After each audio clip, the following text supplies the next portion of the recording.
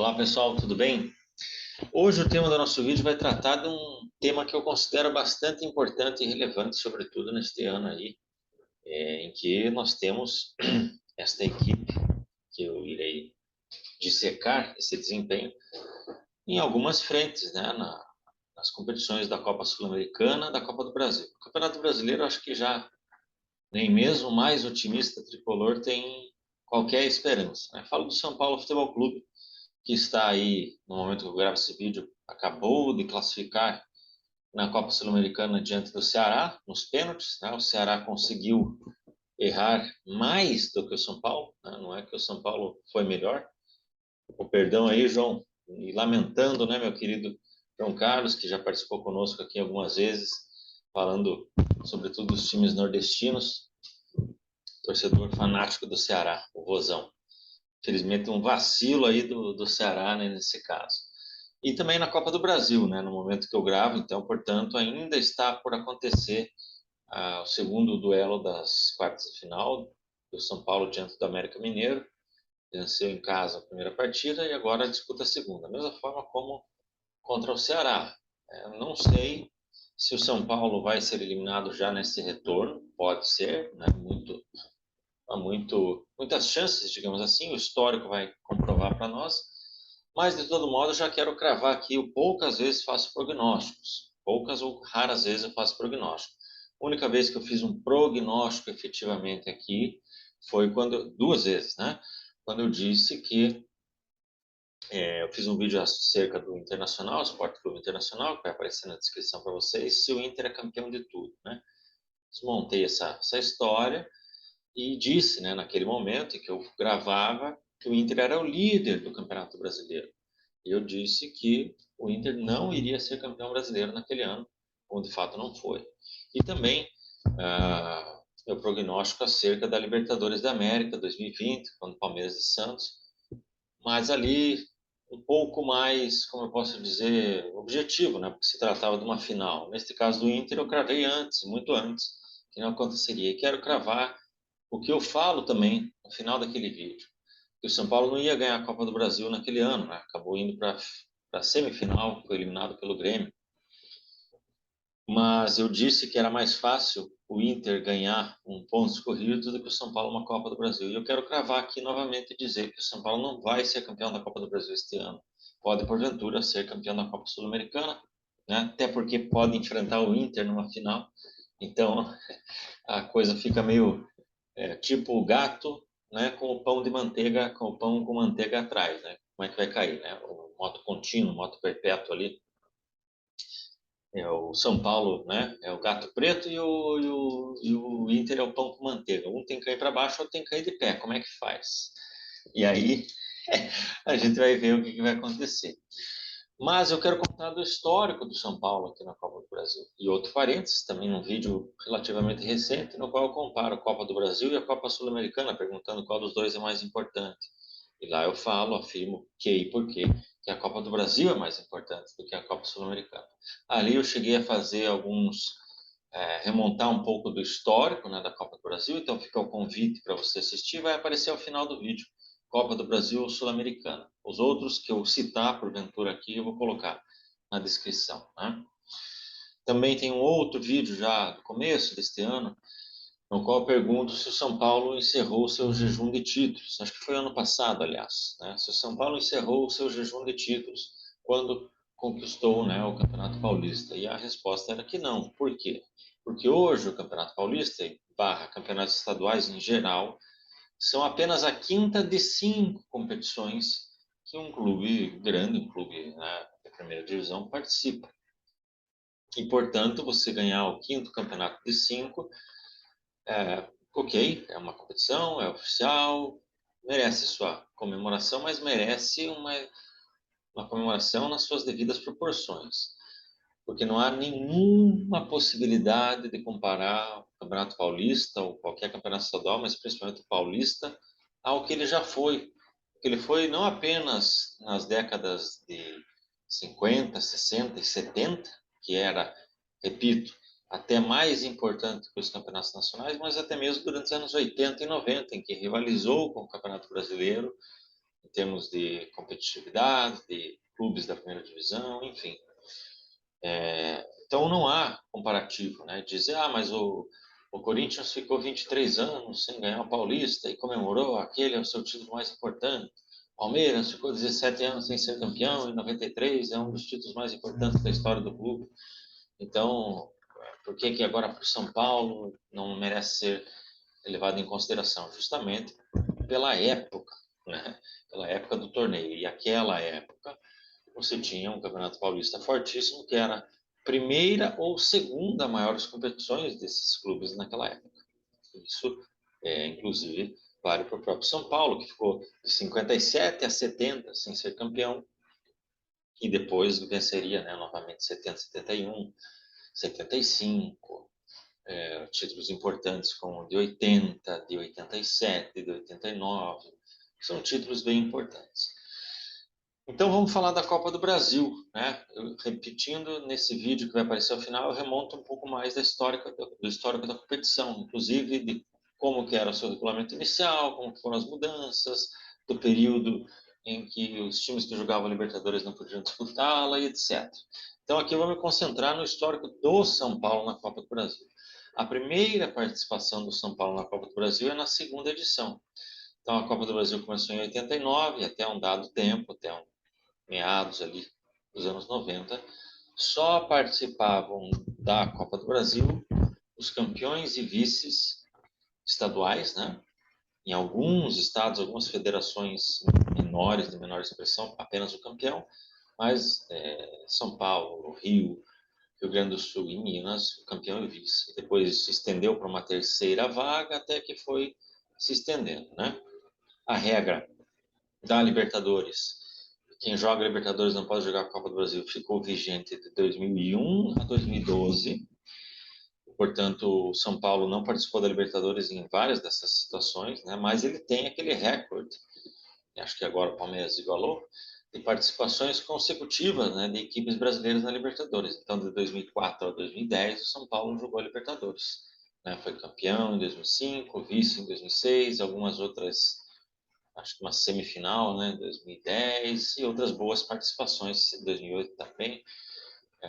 Então, de fato, é neste período de 2004 a 2010 que reside a falácia do torcedor são paulino, quando confrontado com o fato de que o São Paulo não tem a Copa do Brasil, eles, além de quererem minorizá-la, né, dizendo que não é uma competição assim tão importante, pelo contrário, inclusive a ponto de dizer que a Sul-Americana é mais importante que a Copa do Brasil, como eu falo naquele vídeo.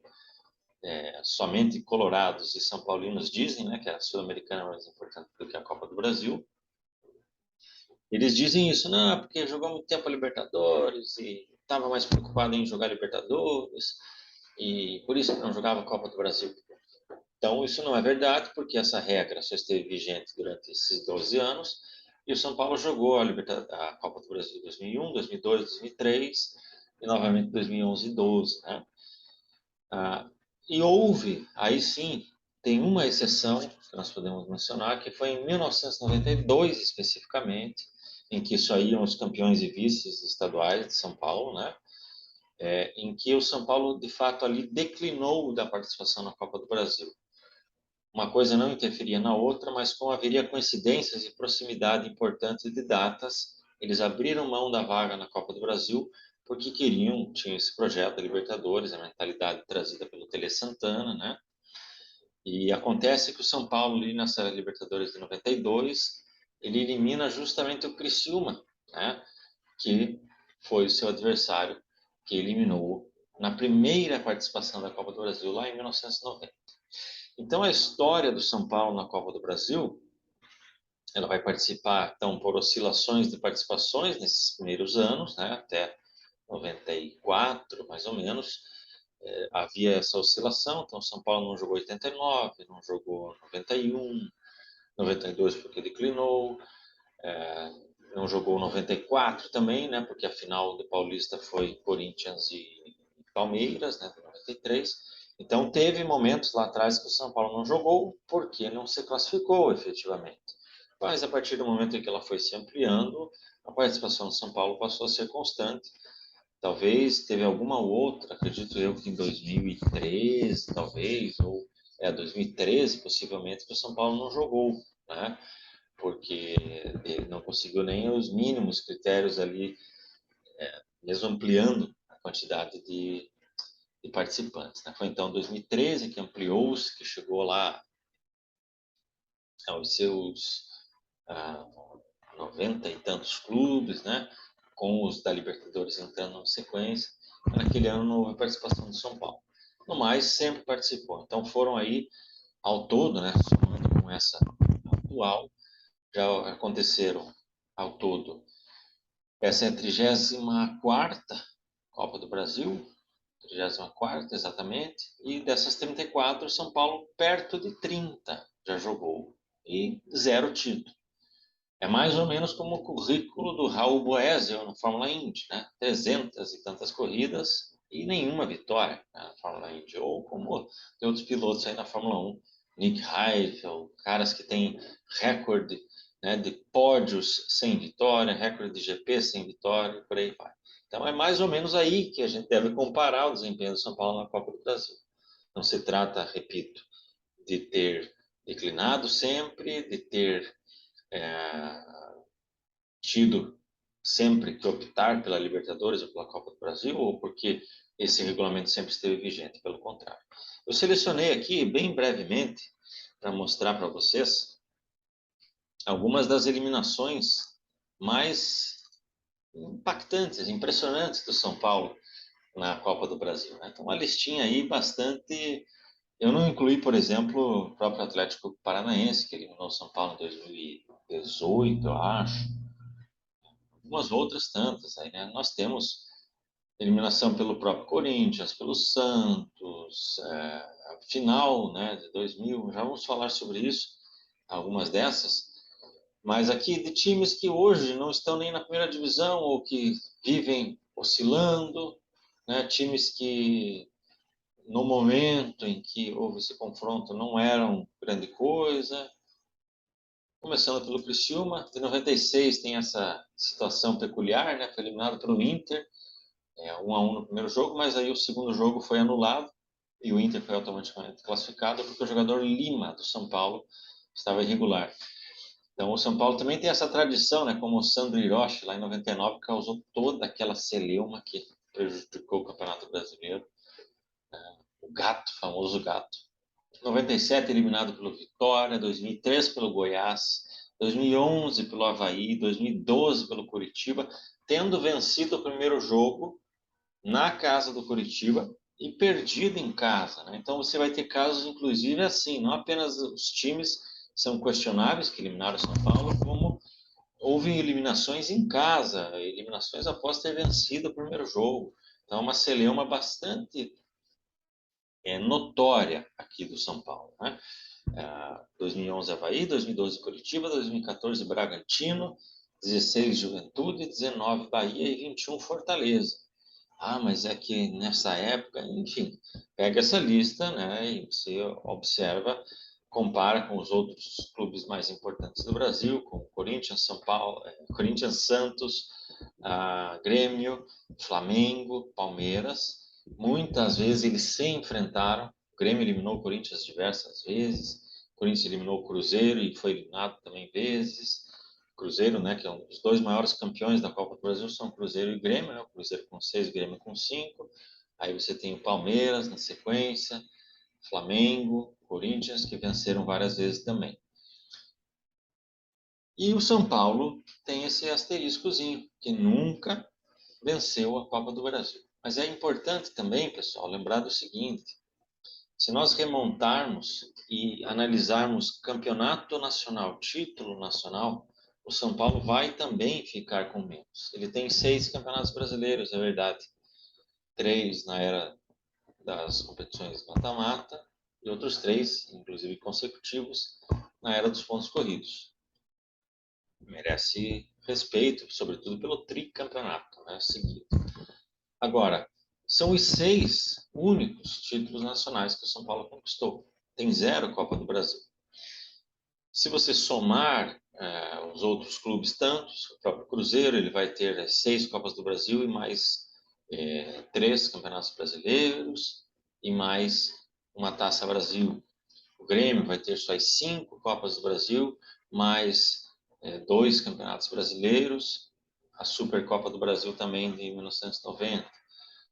O Corinthians vai somar 3 Copas do Brasil, mais 7 Campeonatos Brasileiros e mais uma Supercopa do Brasil. O Palmeiras soma, já são 4 Copas do Brasil, agora me foge. São 4 Copas do Brasil, não é mais 3. 98, 2012, 15 e 20, que aconteceu em 21, mas é de 20.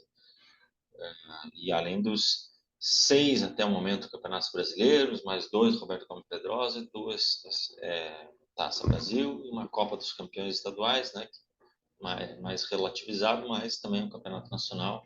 Flamengo tem 4 Copas do Brasil, ou 3, agora me foge também. Ganhou em 90, ganhou em 2006, ganhou em 2013 e agora não me lembro se chegou a ganhar mais uma. Não, né? Não, mas são 3 e mais os seus 8 campeonatos brasileiros ou 7 campeonatos brasileiros e a Copa União. Enfim, se pegar Vasco, somar aí os outros clubes, o Santos, né, vai ter mais títulos nacionais do que o São Paulo. Fluminense e o Vasco muito próximos. Então, justamente esse é o primeiro ponto a ser questionável. E, além disso, tem aquele vídeo em que eu fiz a respeito do Rio-São Paulo, né? Quando eu pergunto se o Flamengo ou quem é o maior campeão brasileiro, eu remonto para a história do torneio Rio-São Paulo, que começa em 1950, no seu formato, que em 66 termina para, em 67, adicionar algumas outras federações, em 68 mais 2 federações, até que 71 vira Campeonato Brasileiro. Então, durante um bom tempo, de 50 até 66, o torneio Rio-São Paulo, ele era a principal referência técnica, embora ele nunca tenha sido de abrangência nacional, ele era uma referência técnica, até porque a Taça Brasil ela só tinha a participação dos campeões estaduais, não campeão e vice. E, portanto, limitava muito os participantes da Taça Brasil, e o campeão do Rio e o campeão de São Paulo se enfrentavam também no Rio-São Paulo. Era a maior referência técnica que existia. E de 50 até 66, o São Paulo tem exatos 0 títulos do Rio-São Paulo, nenhuma conquista nesse período. São Paulo tem um torneio Rio-São Paulo, que é o de 2001, justamente o último ou penúltimo, para alguns que queiram melhor entender o que eu vou falar. 2001, naquela fase que de fato era um torneio de verão, pegava os 4 do Rio, os 4 de São Paulo, faziam pequenos grupos e aí se enfrentavam numa semifinal e final, às vezes nem final, nem semifinal, apenas a final. Aí que sim, era um começo de temporada, uma espécie de Supercopa da Espanha, né, que acontece mais ou menos, né, que são agora aí o campeão e vice da Copa do Rei, o campeão e vice espanhol faz uma semifinal, uma final. Então é de fato um torneio inicial, abertura de temporada, umas cotas de TV, mas o valor técnico ínfimo, quase nenhum. Enquanto que de 50 a 65, sobretudo, porque de 66 foi dividido, né? Você teve ali grandes competições com eventuais participações de um nono ou um 10º clube, além dos 4 de cada estado. Você tem alguma participação do Bangu, participação da América, participação da Portuguesa, né? E era um torneio de grande referência técnica, repito. Ser artilheiro do Rio São Paulo era um grande predicado para um jogador, era disputado em pontos corridos, você tinha jogos, né, quase que, de fato, um embrião. O embrião do Campeonato Brasileiro é aquele ali, não apenas o Roberto Gomes Pedrosa. No Roberto Gomes Pedrosa, na extensão de 67 a 70, o São Paulo participa naturalmente, também não obtém nenhuma grande campanha, não apenas não é campeão, como não vai para os quadrangulares finais, né? O Corinthians, que, por exemplo, em 69, é que sedimenta e começa aquela fila, de fato, se tornar insustentável nas costas do Corinthians, né? No campeonato de 69, que ele vai para a última rodada, dependendo apenas de si mesmo para ser campeão, e acaba falhando ali E é nesse momento que a coisa começa a se tornar pesada. Então foi Corinthians, Palmeiras, Cruzeiro e Botafogo naquele quadrangular.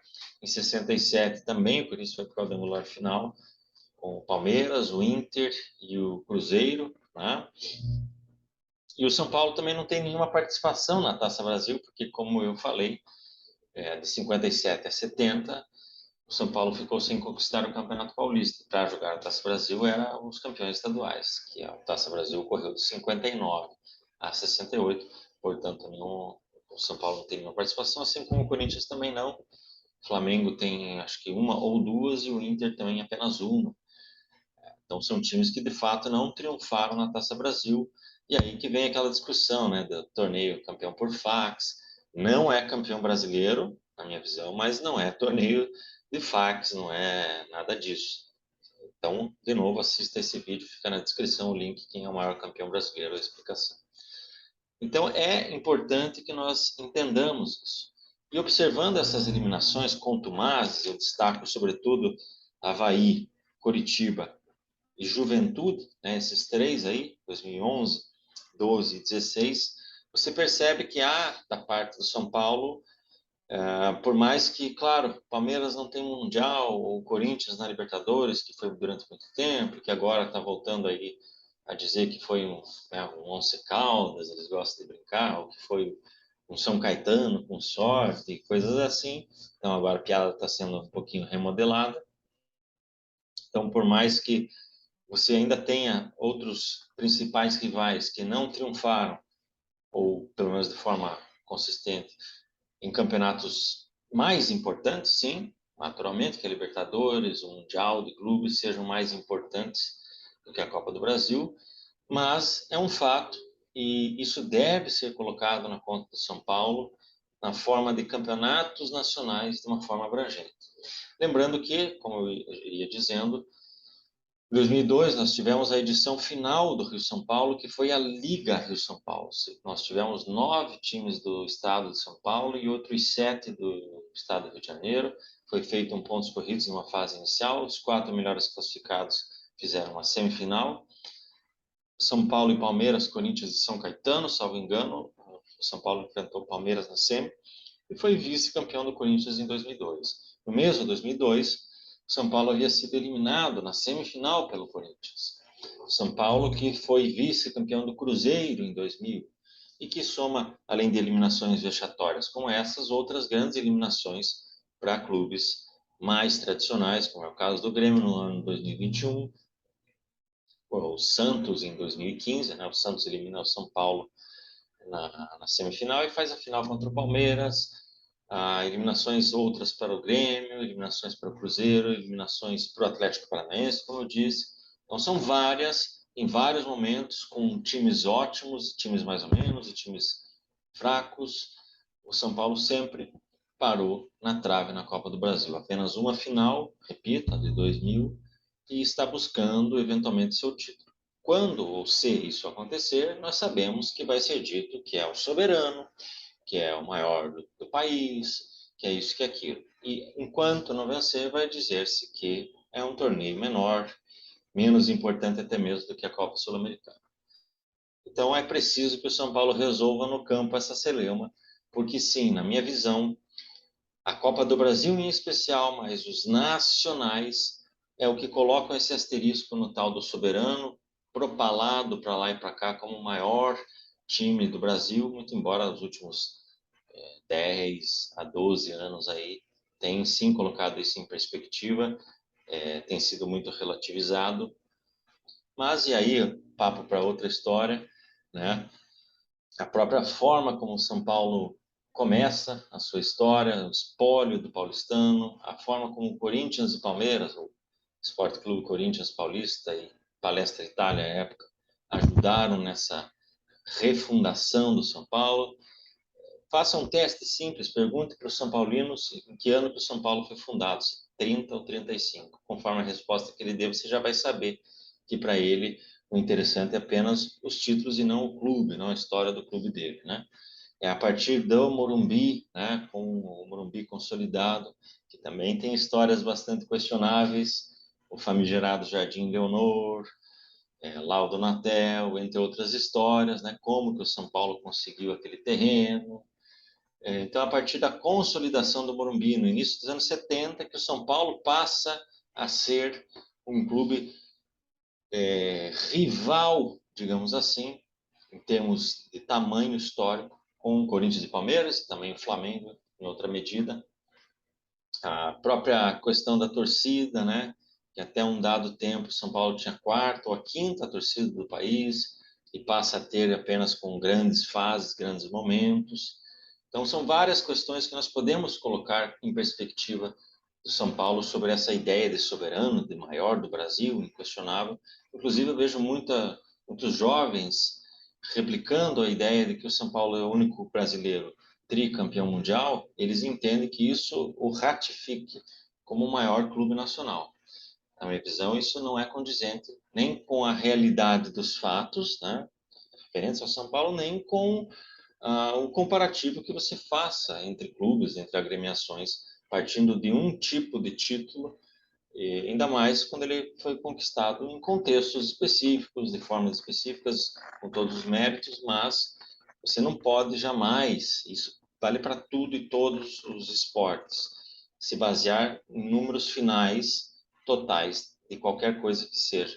Você precisa contextualizar os números. E é aqui que nós estamos colocando para vocês no nosso canal mais uma vez. São Paulo não tem nenhuma Copa do Brasil, não é porque não dava bola, não é porque o torneio era fraco e agora que passou a ser relevante, não é porque ele sempre estava jogando a Libertadores e não podia jogar. É porque ele coleciona vexame atrás de vexame ao longo da história e que seus rivais tiveram mais competência, assim como em algumas outras o São Paulo teve mais competência. Mas é preciso lembrar que são 0 Copas do Brasil, 0 torneios com São Paulo, entre outros aí. Beleza, pessoal? Um abraço a todos.